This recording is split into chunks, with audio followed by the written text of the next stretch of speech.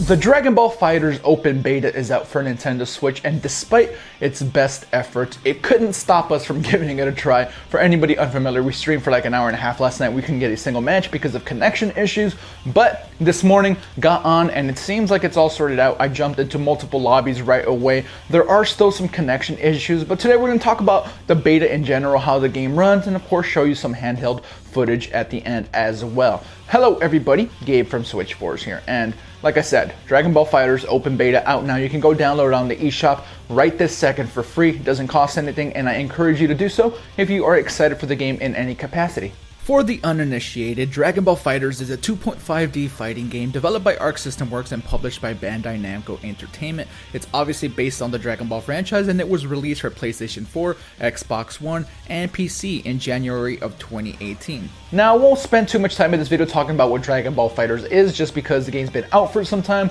I know people are already excited. The game needs no introduction. It was just a huge hit at EVO. I had a really good time watching that.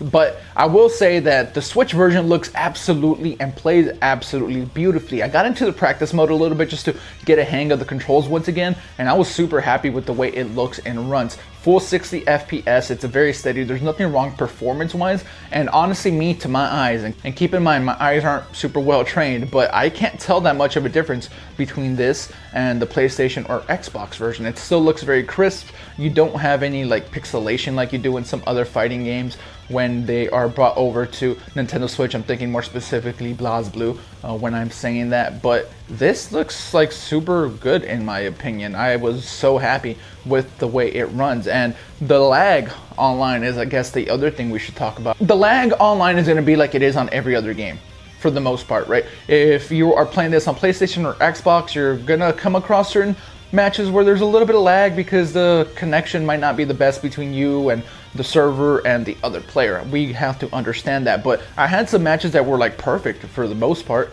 and I truly believe that this is a worthwhile game. I know maybe Zach doesn't like it as much as I do, but he's also not into fighting games as much. I grew up on them. I love watching them competitively. Sadly, I'm not super competitive. I'm not that good. I don't have the time to dedicate to one game like this. But you know, right now in the beta, there's the lobby system. You can go into practice mode and you can do the tutorial, the full tutorial. It's pretty extensive as far as that goes. And you can also just jump into lobbies with other players. They also have lobbies for those players. So I believe you can have up to like 8 people in one lobby, just like taking turns saying like, hey, I got next, I got next. It's a really good time and it reminds me a little bit of how I used to be at arcades back in the day. Now, of course, it's not going to be the exact same way, but having the ability to take this on the go with you is actually really awesome as well. We are going to get into some handheld stuff here in a bit, and we'll talk about the handheld then. But for the most part, without the connection issues, which again did plague us, we couldn't play the game last night whatsoever. But once that got resolved, the rest of it runs and plays really, really well. Happy with the performance of it, and I'm happy with the way that the port seems to be so awesome, in my opinion.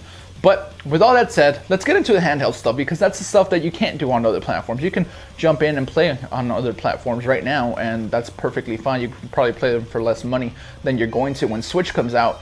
But handheld, other platforms can't do, and we are going to check that out now. On the other hand, handheld is a little bit of a mixed bag. And don't get me wrong, the game runs and still plays very beautifully when playing away from the dock, but those Joy-Con, you do not want to play with those Joy-Con. That D-pad was not made for fighting games. You probably want to play with a Pro Controller. That's how I'm playing here. Unfortunately, I'm still playing like a weird angle, so there's no glaring. You don't like see me on the screen, so I didn't even win this fight, but I'm gonna let this play out and show you guys what this looks like. I still had a really good time. I just think that maybe tabletop is probably a little bit more gonna be my speed when it comes to portable play. I do not want to play with those Joy-Con, and I can assume that most people don't want to play with those Joy-Con. Again, I just don't think that they were designed for this type of play. Visuals are still crisp and it's still running at a very steady frame rate. I have nothing negative to say about that.